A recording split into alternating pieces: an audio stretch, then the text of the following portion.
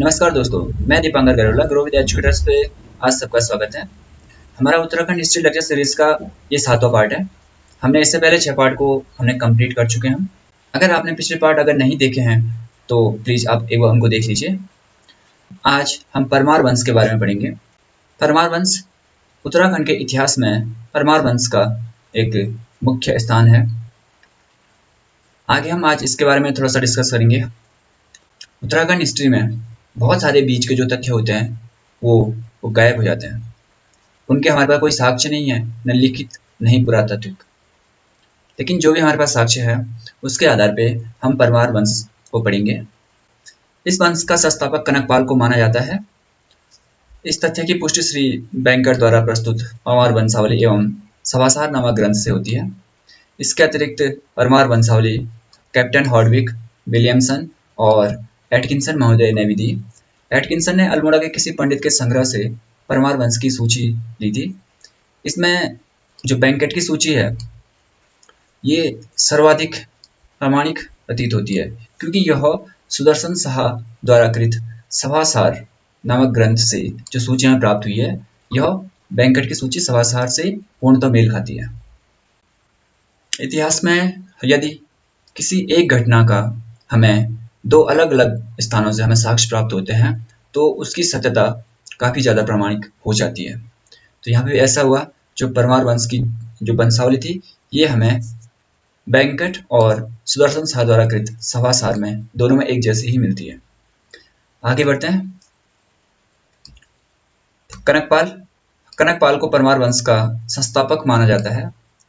कनकपाल मूलतः कहाँ का रहने वाला था, इस विषय में इतिहासविदों के मध्य मतभेद है। पंडित हरिकृष्ण रतूड़ी के अनुसार कनकपाल धारा नगरी से आए थे। धारा नगरी ये गुजरात में है।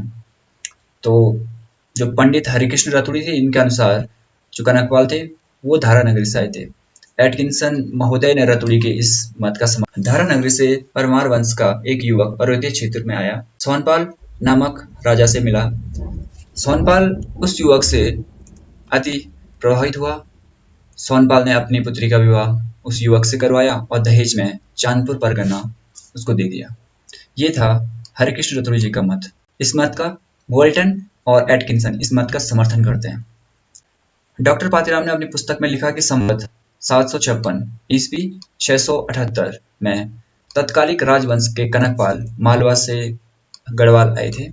ये चंद वंशीय थे और इस पर्वतीय क्षेत्र में प्रचलित पुरातन नियम के अनुसार गढ़वाल के शासक सोनपाल ने उन्हें अपना उत्तराधिकारी घोषित किया और अपनी पुत्री का विवाह उनसे कर दिया। सोनपाल के बाद कनकपाल राजा बने। उपरोक्त मत पूर्णतः सत्य नहीं कहे जा सकते हैं, क्योंकि विद्वानों ने अपने मत के पक्ष में ठोस प्रमाण नहीं दिए हैं। संभवतः इन लोगों ने कुछ साहित्यिक पंक्तियों के आधार पर अपना मत स्पष्ट किया होगा या प्रस्तुत किया होगा। जबकि चांदपुर गढ़ी से प्राप्त एक शिलालेख के अनुसार कनकपाल गुर्जर प्रदेश के किसी क्षेत्र से आए थे। इसके अतिरिक्त अन्य महत्वपूर्ण प्रमाण भी यह प्रमाणित करते हैं कि जो गढ़वाल के जो शासक थे या गढ़वाल के परमार वंश के आदि पुरुष कनकपाल, ये मेवाड़, गुजरात और महाराष्ट्र से होकर उत्तराखंड आए थे या गढ़वाल आए थे, जिसे हम गुर्जर प्रदेश कहते हैं। तो जो गुर्जर प्रदेश है ये किसे कहा जाता है? मेवाड़, गुजरात और महाराष्ट्र को प्राचीन समय में गुर्जर प्रदेश कहा जाता था। कनकपाल गुर्जर प्रदेश से आए थे या नहीं, इस पे बहुत बड़ी चर्चा इतिहासकारों के मध्य रही है। लेकिन हम यहाँ पे ये देखेंगे कि इसका हमारे पास कुछ प्रमाण भी हैं, जैसे गणेश की मूर्ति या गणेश का चित्र। जो गणेश का जो सूंड है वो दाहिनी ओर मुड़ा हुआ है। यह हमें प्राप्त हुआ जोशीमठ से और टिहरी के जो पुराना जो राज दरबार था जो अब डूब चुका है उसके द्वार पर बनी काष्ठ की गणेश मूर्ति। इन मूर्तियों का जो सूंड है वो दाहिनी ओर मुड़ा हुआ है, जबकि यह परंपरा गुजरात, राजस्थान और महाराष्ट्र में प्राचीन समय से चली आ रही है। जबकि उत्तर भारत में गणेश की सूंड बाईं मुड़ी होती है। उत्तर भारत में गणेश की मूर्ति का जो सूंड होता है वो बाईं ओर मुड़ा होता है, लेकिन उत्तराखंड के कुछ स्थानों पे और गुजरात, महाराष्ट्र और राजस्थान के जो कुछ क्षेत्र हैं इनमें गणेश की मूर्ति दाहिनी मुड़ी होती है। यह एक साक्ष्य है जिससे यह कहा जा सकता है कि जो कनकपाल थे वो गुर्जर प्रदेश से उत्तराखंड आए थे। हमारे पास एक तीसरा प्रमाण है, यह है आदि बद्री मंदिर। उत्तराखंड के चमोली जिले में आदि बद्री मंदिर स्थित है। आप देख सकते हैं, यह है आदि बद्री मंदिर का फोटो। इस मंदिर की जो वास्तुकला की जो शैली है वह सोलंकी मंदिर निर्माण शैली से मिलती है। सोलंकी जो राजस्थान या गुजरात में है, जो सोलंकी शासक रहे हैं, उनकी शैली से ये आदि बद्री मंदिर की शैली बहुत हद तक मेल खाती है। यह भी एक प्रमुख प्रमाण है कि जो कनकपाल थे उन्होंने शायद उस शैली को अपने साथ यहाँ लाए होंगे। उनके साथ ऐसे वास्तुकार होंगे जो इस शैली के मंदिर बनाने में जिनके पास महारत हासिल थी, और उन्होंने आदि बद्री के मंदिर को उसी शैली में बना दिया। हालांकि एक ऐसा मंदिर केवल आदि बद्री नहीं है, ये उत्तराखंड के बहुत सारे स्थानों पे इस तरह के मंदिर हैं जो कि सोलंकी मंदिर निर्माण शैली का ही एक रूप है, या हम ये कह सकते हैं कि सोलंकी मंदिर निर्माण शैली से इनकी शैली बहुत ज़्यादा मिलती जुलती है। तो ये हमारे पास एक अन्य प्रमाण था जिससे हम कह सकते हैं कि कनकपाल गुर्जर प्रदेश से आए थे। इसमें एक और प्रमाण देखा जा सकता है कि गढ़वाल और कुमाऊं की अनेक राजपूत जातियां अपना मूल स्थान गुर्जर प्रदेश को ही बताती हैं। गढ़वाल और कुमाऊं के अनेक राजपूत जातियां अपना मूल स्थान गुर्जर प्रदेश को ही बताती हैं। रुद्र सिंह तोमर एवं बालकृष्ण शास्त्री बताते हैं कि कनकपाल के साथ गोरला रावत, बरतवाल, रौतेला, नेगी आदि भी गढ़वाल आए थे। ये जातियां आज भी उत्तराखंड में विद्यमान हैं। कनकपाल धारा नगरी से आए थे, ये काफी हद तक ये कहा जाता था, लेकिन 1927 में टिहरी के दीवान चक्रधर जुयाल, इन्होंने धारा नगरी के दरबार में एक पत्र भेजा जिसमें यह पूछा गया कि क्या धारा नगरी से कोई भी राजकुमार कभी उत्तराखंड यात्रा पे आया था जो उत्तराखंड में ही बस गया। यह पत्र धारा दरबार में भेजा गया जिसका प्रत्युत्तर दिनांक 10 दिसंबर 1927 में धारा के इतिहास अधिकारी ने दिनांक 22 जुलाई 1927 को टिहरी भेजा, जिसमें स्पष्ट शब्दों में पुष्टि की गई कि कनकपाल का धारा नगरी राजवंश से कोई संबंध नहीं था। इससे हमें यह पता चलता है कि जो कनकपाल थे उनका धारा नगरी से कोई भी संबंध नहीं था। इस प्रकार कनकपाल को गुर्जर प्रदेश से आने की बात सर्वाधिक प्रमाणित प्रतीत होती है। श्री कन्हैया लाल माणिकलाल मुंशी द्वारा रचित the glory that was Gurjar देश, यह उनकी एक पुस्तक है जिसमें उन्होंने गुर्जर देश को डिफाइन किया कि ये कहाँ कहाँ तक फैला हुआ था। गुर्जर देश राजस्थान, महाराष्ट्र, मालवा और गुजरात के सम्मिलित क्षेत्र को इन्होंने गुर्जर देश कहा। गढ़वाल में परमार वंश के संस्थापक कनकपाल का संबंध परमार वंश से था या नहीं, इस संबंध में सर्वप्रथम साक्ष्य इस वंश के नरेश सुदर्शन शाह द्वारा रचित सभासार की यह पंक्ति है कि मानी पंवार कुछ वंश की देत तो उसत बदली बसत। इससे स्पष्ट होता है कि कनकपाल परमार वंश के ही थे। भक्त दर्शन ने अपनी पुस्तक गढ़वाल की दिवंगत विभूतियों में गढ़वाल नरेश को परमार वंश का ही माना। राजपूतों की उत्पत्ति संबंधी पृथ्वीराज रासो के अनुसार अग्निकुंड से 4 राजपूतों का उद्भव हुआ, परमार, प्रतिहार, चौहान और चालुक्य। यहीं पर आबू पर्वत की तलहटी में चंद्रपुरी नाम का एक नगर था। अतः गढ़वाल आकर कनकपाल ने चंद्रपुरी की सुखद स्मृतियों को सजोने के लिए या सजीव रखने के लिए अपने गढ़ का नाम चांदपुर रखा होगा। इसके अतिरिक्त माउंट आबू और गढ़वाल में अन्य समानता भी पाई जाती है। उदाहरण के लिए उत्तरकाशी जिले का गोमुख और माउंट आबू पर्वत के गोमुख की बनावट एक जैसी है। आबू के पास एक स्थल है कोटेश्वर, और पुरानी टिहरी जहाँ पे कोटेश्वर बांध बना हुआ है वहाँ का नाम भी कोटेश्वर है। तो कुछ समानता है राजस्थान और उत्तराखंड में, जो कि एक जैसे नाम का होना ये बस एक संयोग नहीं हो सकता है। माउंट आबू पर्वत पर एक पवित्र कुंड है मंदाकिनी, जिसे शांत मूर्ति मुनिराज की पुस्तक आबू में परमार नरेशों द्वारा निर्मित बताया गया। इसी नाम से चमोली जिले में गंगा की सहायक नदी मंदाकिनी भी निकलती है।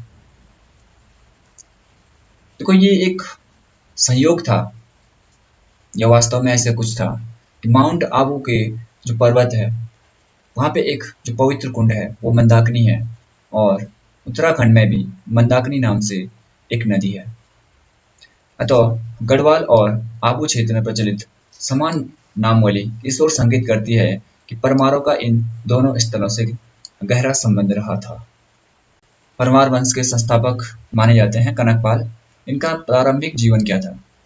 परमार वंश के संस्थापक राजा कनकपाल का मूल निवास गुर्जर प्रदेश था।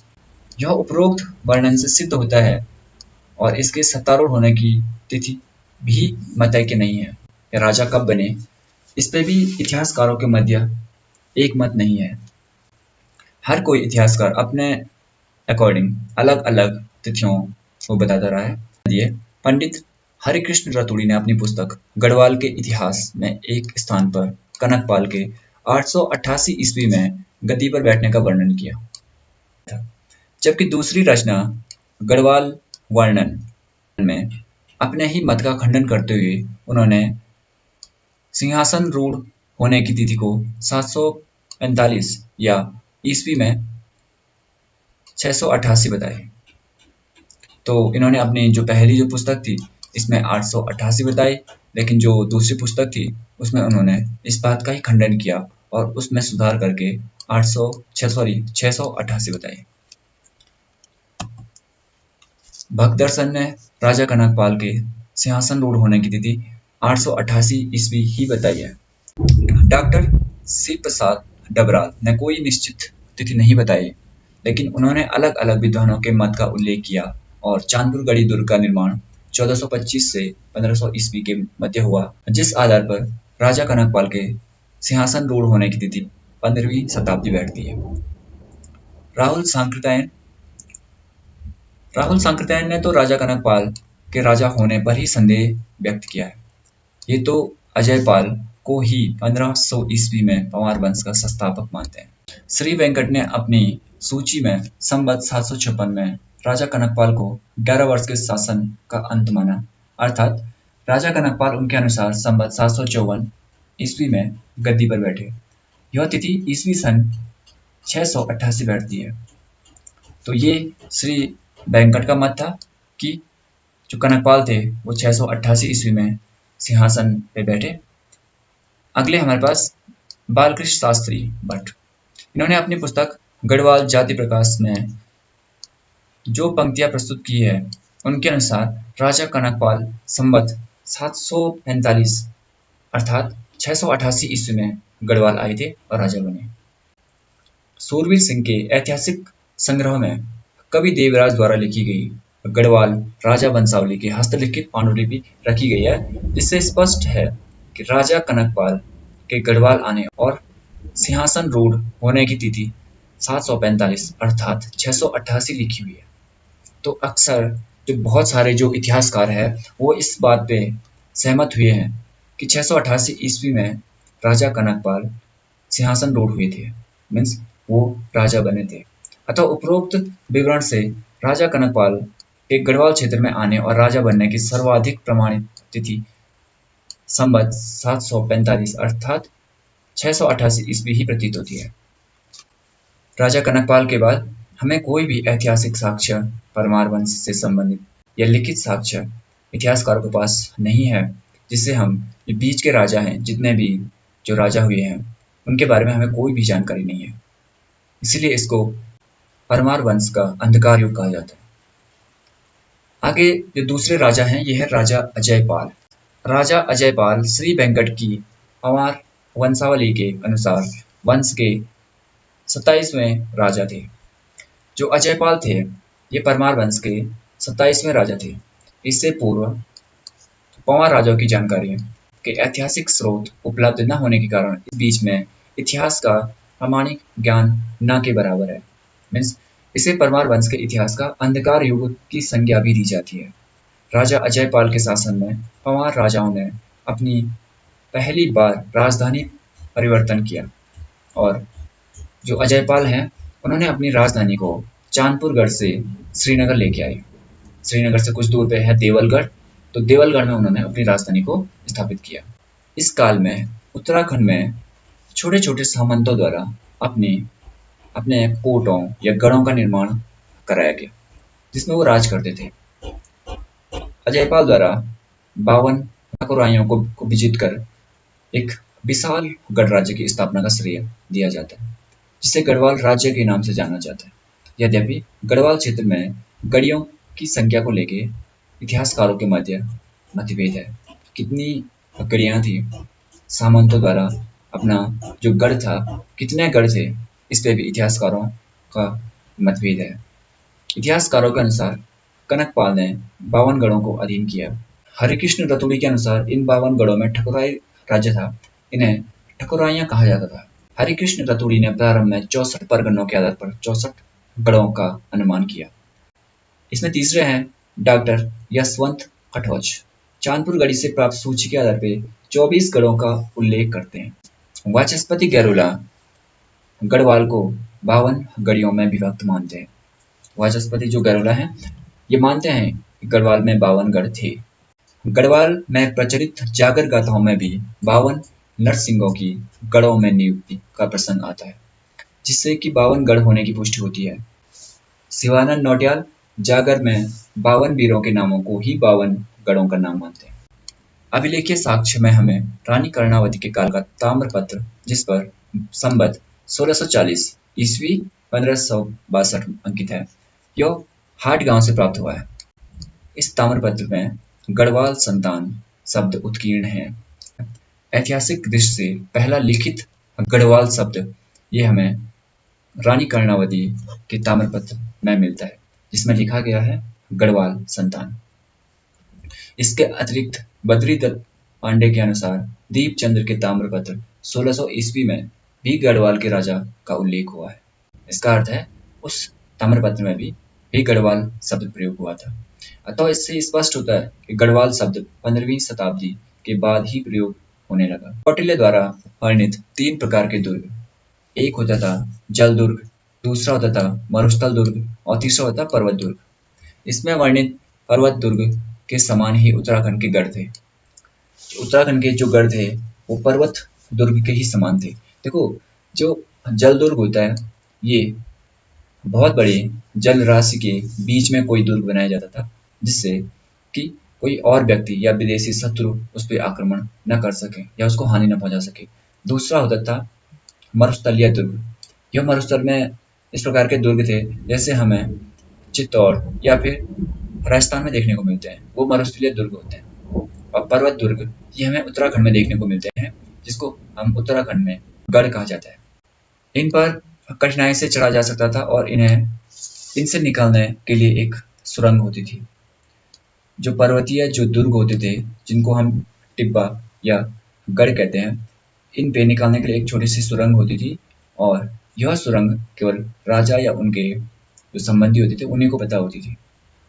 जो बाहर से आने वाले जो जितने भी आक्रमणकारी हैं वो उस पर चढ़ने में ही उनको दिक्कत हो जाती है, वो उस पर चढ़ नहीं पाते हैं जिससे राजा सुरक्षित रहता था। जौनसार भावर क्षेत्र में इन दुर्गों को टिब्बा कहा जाता है।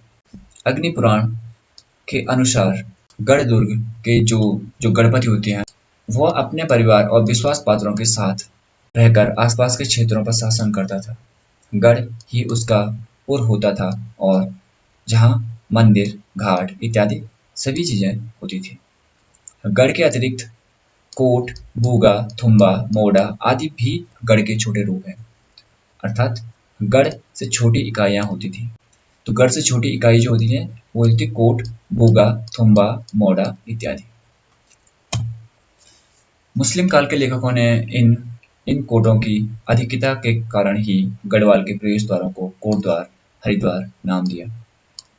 गढ़ के भीतर घेराबंदी के समय के लिए पर्याप्त भोजन व्यवस्था रखी जाती थी तथा पानी के लिए पहाड़ के शीर्ष पर जल स्रोत तक गुप्त सुरंग बनाई जाती थी। चांदपुरगढ़ी, खैरागढ़, उपूगढ़, भैरवगढ़ी इत्यादि में सुरंग अभी भी दिखाई दे सकती है। यह वो गढ़ हैं जिनको पुरातत्व विभाग द्वारा इनको खोजा गया। इनमें बहुत सारी संरचनाएं अभी भी हमें देखने को मिलती है, जैसे आने के लिए सुरंग या गढ़ से निकलने वाला रास्ता। इन गढ़ों पर जगह जगह पर खाई काटी जाती थी, जहां शत्रु पर वार करने के लिए बड़े बड़े पत्थर इकट्ठे किए जाते थे। इसी कारण महाभारत में पहाड़ी लोगों को पाषाण योधीन तथा अस्मक युद्ध विशारद कहा गया। संभवतः मोहम्मद बिन तुगलक के कारगिल अभियान, जिसकी साम्यता कुछ विद्वान गढ़वाल उपमाओं से करते हैं, इसमें तुगलक की 1 लाख सैनिक बिना युद्ध किए ही पाषाण योद्धाओं द्वारा मारे गए। इसके अनुसार केवल 3 अफसर ही दिल्ली जा पहुंचे थे। शायद ये उत्तराखंड का ही क्षेत्र रहा होगा और उसमें ये वर्णन है कि पाषाण योद्धाओं द्वारा पत्थरों द्वारा बिना युद्ध किए ही मोहम्मद बिन तुगलक की सेना मार दी गई। अतः इन गढ़ों की मान्य संख्या कुछ भी हो, इसकी बहुलता के कारण ही इस क्षेत्र का नाम गढ़वाल कहलाया। यद्यपि वर्तमान समय में सभी जो गढ़ हैं वो नष्टप्राय हैं। इन गढ़ों के अवशेष ही यथातथ बिखरे मिलते हैं। अजयपाल पंवार वंश का महान शासक था। कवि भरत द्वारा रचित मानवोदय या ज्ञानोदय में इसकी तुलना कुबेर, युधिष्ठिर, भीम और इंद्र से की गई। वर्तमान श्रीनगर गढ़वाल से 8-9 किलोमीटर की दूरी पर एक छोटी सी पहाड़ी पर बसा देवलगढ़ अजयपाल की राजधानी थी। यहाँ उसने एक राजा प्रसाद एवं अपनी कुलदेवी राजराजेश्वरी का मंदिर बनाया। संभवतः यह स्थल गोरखपंथी संत सत्यनाथ का आश्रम भी था।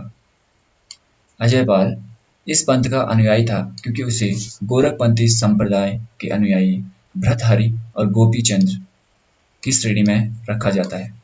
जॉर्ज डब्ल्यू विंग्स ने अजयपाल को गोरख संप्रदाय के एक पंथ का संस्थापक भी माना। नवनाथ कथा तथा गोरक्षा स्वतांजलि ग्रंथ में तो अजयपाल को गोरखपंथी संप्रदाय के 84 सिद्धों में एक माना गया। प्रोफेसर अजय सिंह रावत ने अजयपाल की तुलना महान मौर्य सम्राट अशोक से की। उनके अनुसार जिस